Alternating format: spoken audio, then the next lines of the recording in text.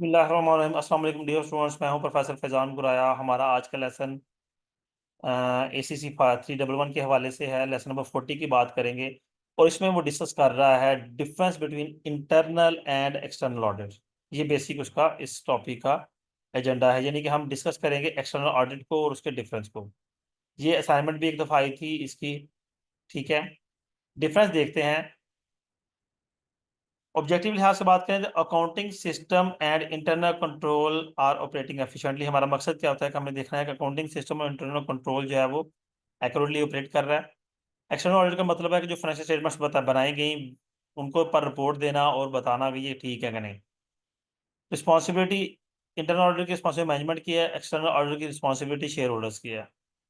ठीक है, अब इसका वर्क भी मैनेजमेंट डिसाइड करेगी कि क्या काम करना है और क्या नहीं करना, लेकिन इसका work according to audit standards और शेयर होल्डर्स डिसाइड करेंगे। जी, आगे वो बात कर रहा है relationship between internal auditing and external auditor. जी, अब एक बात तो होगी कि इंटरनल ऑडिट मैनेजमेंट रिक्वायरमेंट है और इंडिपेंडेंट रिपोर्ट जो है on financial statements. Unlike internal auditor, who is an employee of the enterprise, the external auditor is required to independent for the enterprise, usually having a statutory responsibility to report on financial statements, giving an account of management stewardship। यानी कि जो external auditor है वो independent person है, वो accurate report देगा as compare to internally. जी, dependence versus independence की बात करेंगे। Whatever be the degree of autonomy given by the management to internal auditing, it cannot enjoy the same degree of independence in as external auditors. Moreover, the responsibility for the report is that the external auditor alone and therefore is indivisible and is not reduced by the reliance on internal auditing। जी, internal auditor जो है auditing जो है वो dependent होती है।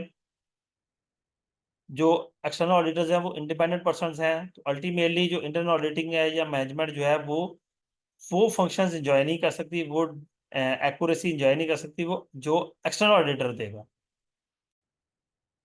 फिर आगे अंडरस्टैंडिंग, बाकी यही कुछ सिंपल चीजें हैं, कोई टेक्निकल नहीं है इसमें।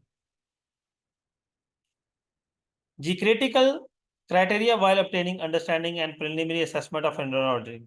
सबसे पहले हम देखते हैं कि ऑर्गेनाइजेशन का स्टेटस क्या है। Internal auditor is an employee of the entity and therefore can not be independent. ये जो स्टेटस है उसका कि वो इंडिपेंडेंट नहीं हो सकता। दूसरा, the external auditor should examine the range and aim of the assessment. The external auditor should examine the range and aim of assessment assignment assigned to the internal auditor by the management and whether the management act on internal audit recommendations। अब जो internal auditor है वो management की recommendation पर काम करेगा, जिस तरह मैनेजमेंट कहेगी उसी तरह काम करेगा, लेकिन एक्सटर्नल ऑडिटर मैनेजमेंट की रिकमेंडेशन को फॉलो नहीं करता।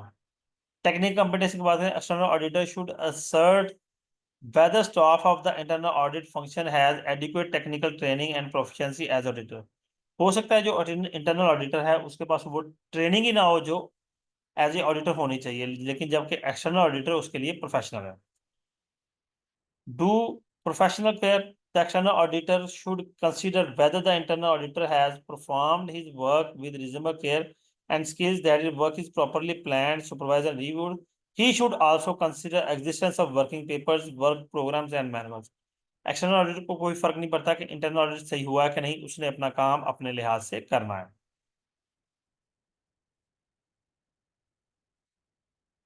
जी, ये हमारा लेसन नंबर 40 था। उम्मीद करता हूँ बेटा आपके लिए अंडरस्टैंडिंग होगा। अपना ख्याल रखिएगा और जाने से पहले जो जो स्टूडेंट्स चैनल पर नए हैं वो बराए करम चैनल को सब्सक्राइब कर दें। अल्लाह हाफिज़।